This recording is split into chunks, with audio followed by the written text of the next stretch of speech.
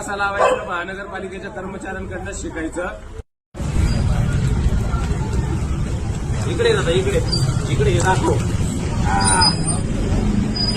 मित्रांनो नमस्कार, मी निलेश वांजळे.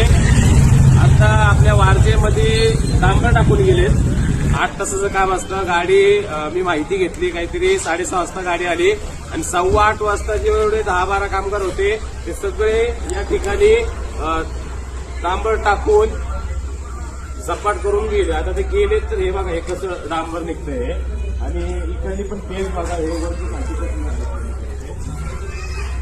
आम्ही बोललो की आमची तोंड प्रशासनाने दिसतात. हे बघा या दाखव दादा. हे